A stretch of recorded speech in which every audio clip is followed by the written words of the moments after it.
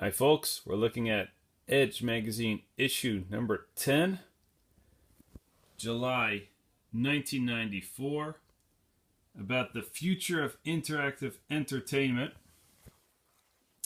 And do you recognize this person? It's Trip Hawkins, the first person to dawn on the cover of a Edge magazine, and also one of the first to actually be on any video game magazine. So the title is quite aggressive. 3DOA, Dead on Arrival, Dead or Alive. I don't know which acronym it means, but as it says underneath, this is the man who's selling the 3DO dream. Now it's reality. Why is he still smiling? Well, so the magazine is acting like the 3DO isn't having a good time, and it wasn't. Let's check out the bottom part here. People have criticized us all along. That's what Trip Hawkins says. For a man who dismissed consoles as a passing fad, 3DO CEO Trip Hawkins has a lot to prove. Edge puts him on the spot and asks, "Is it all over before it's even started?" So the PlayStation hadn't been released yet, nor the Saturn. And of all the 32-bit consoles, the 3DO was looking the best because it actually had some good games. The Jaguar had about 3. 3DO had like, I guess about 7 by now. The 32, CD32 only had Amiga ports. So the inside column is a mess. I don't think you can read it due to the bad resolution, unfortunately, but they're talking about, games need to be more realistic in order to be seen as a medium for adults, and a medium that would be taken professionally, and I'm looking for a word, I can't come up with it. Treated with respect. And they lament all the sequels like Super Street Fighter 2 Turbo coming out, saying that as long as that's the progress we're getting, games will never be treated as an adult medium. But it's not realistic graphics that make the medium better, unfortunately. But that's what they thought in the mid '90s. We have to make games more like movies. So Trip Hawkins again. And out of sync, this is a rather lame article about all the different formats at the time, which was a problem. True. We just needed PlayStation to come and kick everybody else's ass. So, Nintendo announcing a 32-bit machine all of a sudden, which would become the Virtual Boy. There's talk about the virtual reality thing, and Ed seems to be somewhat skeptical, and rightfully so, because it's cheap. It has a short production time. So, how is that possible all of a sudden? No other company had made successful the virtual reality. And it's true, the Virtual Boy was a rather odd product. I honestly believe that it doesn't give you any headaches. A lot of people say that. I've used it. I know a couple of people also used it. None of them have ever complained about getting headaches. I think that's just an urban myth. But if you've gotten headaches using the Virtual Boy, let me know. So there's also talk about the Nintendo 64 coming out. But that'll take a while. Sega gets further with the 32X. But still, no real news. And the Jaguar has something interesting. Namely, there would be a contraption which you could use for your personal computer to play Jaguar games. Wow. So that's a rather desperate move. You know, you're making these Jaguar games, and in order to sell them more, you use the powers of the personal computer. Some more signs that the Jaguar wasn't doing well.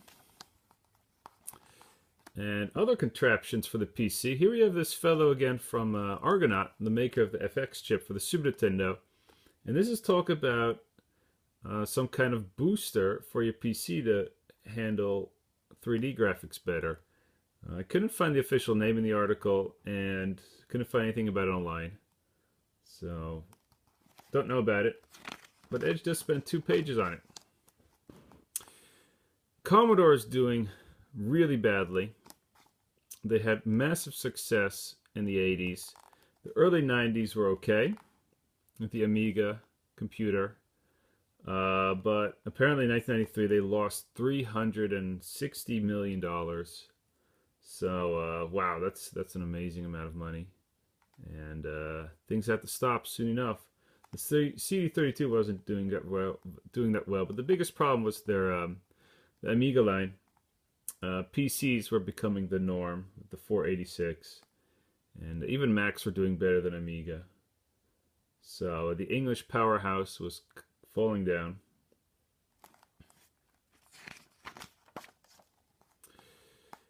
Here's an odd article about a magazine, a French magazine, printed on CD exclusively. I couldn't find this magazine on the internet, so I bet they were an immediate flop.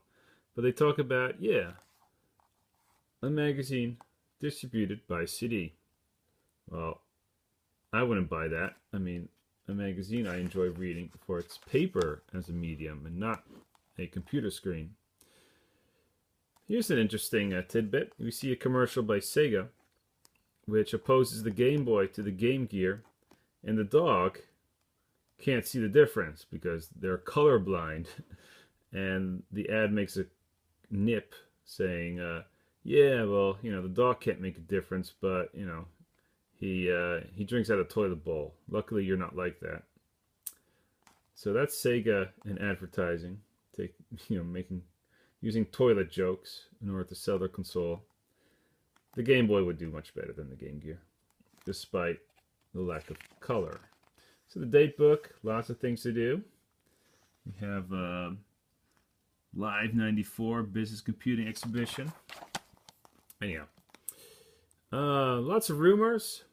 A new Street Fighter for the Super Nintendo. What's this? Yeah, I can't recognize this game. Oh, actually I do. I just don't remember the name. I remember SNES Drunk. Nosferatu it's called. SNES Drunk had a mildly positive review for the game. But not that many interesting gossip pieces. We have the letters this month. And I'll just skip that. I did like this part about discussing gameplay. They use Tetris as an example. Like, hey, how come gameplay hasn't improved much since the 80s? Well, graphics have. And Edge responds saying, yeah, well, you know, gameplay is going to improve when the technology improves. Right now, according to Edge, gameplay was stuck because the consoles still had to move on. And then when 3D gaming would become quick and sharp like the 2D game was, then we will see improvement again. No, sorry, Edge. Totally off the mark. Because of 3D gaming, a lot of developers stopped making excellent games. And like, look at Capcom's Street Fighter 3 Third Strike. It's a fantastic fighting game because they decided not to go 3D. Same with Super Metroid. But everybody jumped on the 3D bandwagon, and that's why between 1995 and, well, about 2008, there were very few 3D games that were successful because 3D is simply not good for gameplay unless you're doing racing games and complex adventure games like Deus Ex and Metal Gear Solid.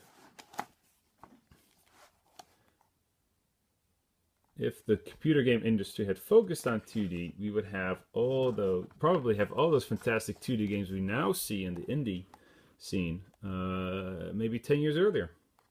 Games like Spelunky and Super Meat Boy and Rogue Legacy. That could have all been made much earlier.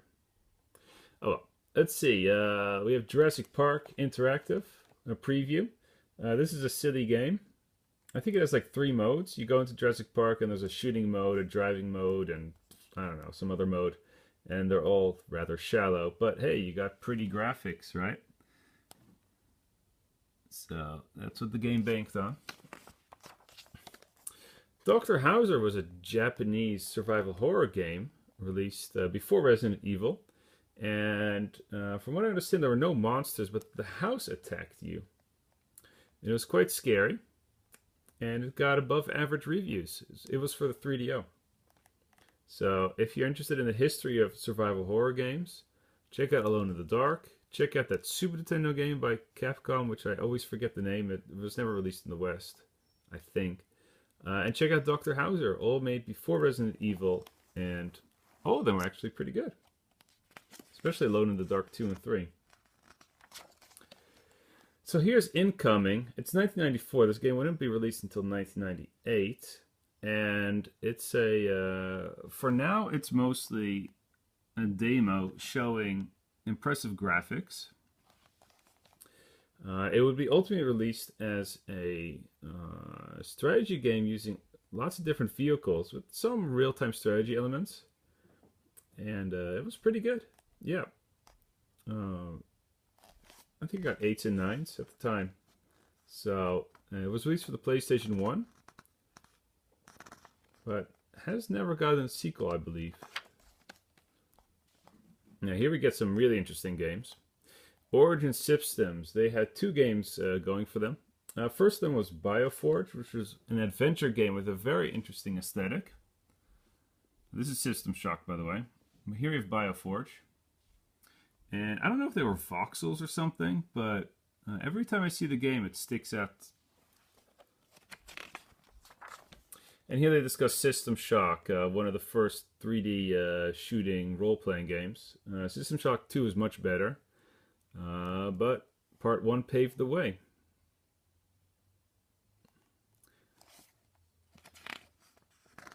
SimCity 2000 getting a commercial featuring no images of the game, but of the people. Oh, this is the CD-ROM version, so you got annoying videos every once in a while. So, what's this? Oh, yeah. Now, here's some hypocrisy on Edge's part. So, Edge starts the magazine complaining about a new version of Street Fighter being released, and they then end up spending 2 pages on a re-release of Strider, a game from 1988, I believe, maybe 1987. And now it's getting re-released with slightly better graphics, but other than that, it doesn't change that much. And they're all like, yeah, this is awesome. I mean, to be honest, the difference between Super Street Fighter 2 Turbo and Super Street Fighter 2 was bigger than the difference between this version of Strider and the older one. So,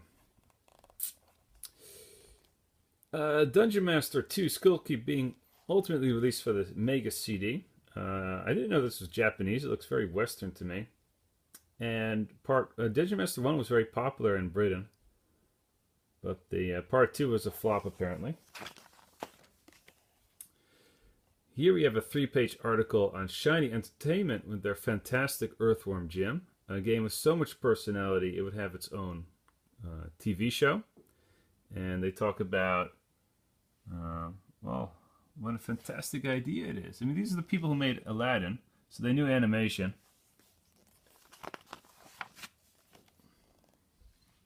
Lovely characters. And it plays well, too. And here you have Trip Hawkins, the man with the dream. And everything he wanted for the 3DO came true under the PlayStation brand. Yeah, I mean, the 3DO was a pretty good system. But I guess he wasn't Sony. And I think it also had a little bit to do with the way the money was made off of 3DO. Apparently, other companies would make the system, and then he would pick up the royalties. But it was mostly just the games not being ready to make 3D yet. Okay, next time we'll continue with Part 2.